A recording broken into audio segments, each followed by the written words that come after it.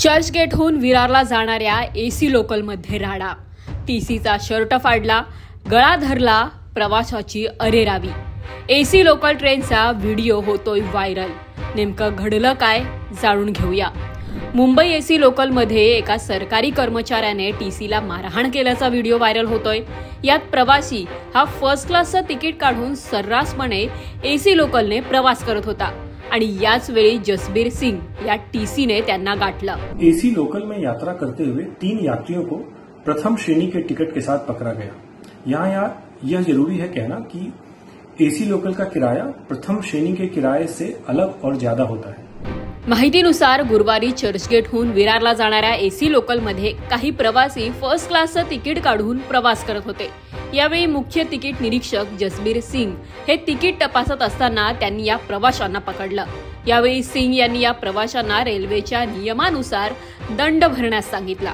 त्यातील एक प्रवासी अनिकेत भोसले यांनी दंड भरण्यास नकार देत सिंग यांच्यासोबत वाद घालण्यास सुरुवात केली आणि या वादाचं रूपांतर झालं हाणामारीत। या संपूर्ण घटनेदरम्यान रेल्वे पोलिसांनाही मध्यस्थी करावी लागली।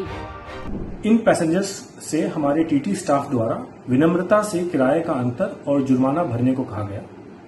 जब यह सब घटित हो रहा था, इसी समय 3 व्यक्तियों ने गड़बड़ी पैदा करना शुरू किया।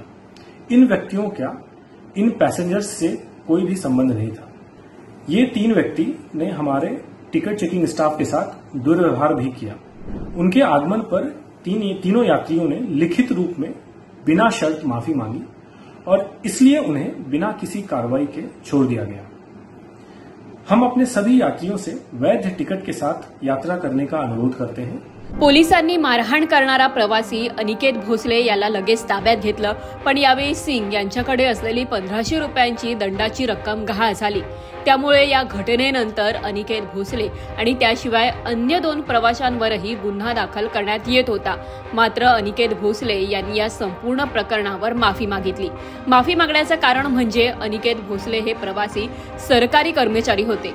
जर गुन्हा दाखल झाला असता तर त्यांच्या नोकरीवरही याचा परिणाम झाला असता।